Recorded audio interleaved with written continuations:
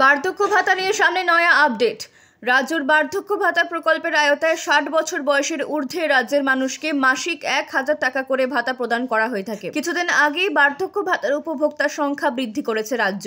এদিকে এবারের দুয়ারে সরকারেও নজর কাড়ল বার্ধক্য ভাতা। সূত্রের খবর, রাজ্য সরকারের দুয়ারে সরকার ক্যাম্পের মাধ্যমে বার্ধক্য ভাতার জন্য প্রায় 1 লক্ষ আবেদন জমা পড়েছে। যত দ্রুত সম্ভব দুয়ারে সরকার এই গৃহীত আবেদন যাচাই করে নতুন উপভোক্তাদের সুবিধা প্রদান চালু করবে রাজ্য। প্রসঙ্গত 24শে জানুয়ারি থেকে শুরু হয়েছিল দুয়ারে সরকার শিবির। আবেদন গ্রহণ চলে 1 ফেব্রুয়ারি পর্যন্ত। শনিবার রাজ্য সরকারের 9ম পর্যায়ে দুয়ারে সরকার শিবির শেষ হয়েছে, আর এবারে নয়া রেকর্ড তৈরি হয়েছে। সূত্রের খবর, এবার দুয়ারে সরকার শিবিরের মাধ্যমে মোট 1 কোটির বেশি মানুষ হাজির হন বিভিন্ন ক্যাম্পে। রাজ্য সরকারের 37টি প্রকল্পের প্রায় 63টি প্রকল্পের বেশি মানুষ আবেদন করেছে, যা যথেষ্টই তাৎপর্যপূর্ণ বলে মত ওয়াকিবহল মহলে। জানা গিয়েছে এবারে জোর কদমে শুরু হবে কাজ। সরকারি নিয়ম মেনে আবেদন যাচাই শুরু হবে। জমা পড়া সমস্ত আবেদনের ভিত্তিতে যাতে 28শে ফেব্রুয়ারির মাধ্যমে পরিষেবা প্রদান করা যায় সেই বিষয়ে নিশ্চিত হতে চাইছে রাজ্য সরকার।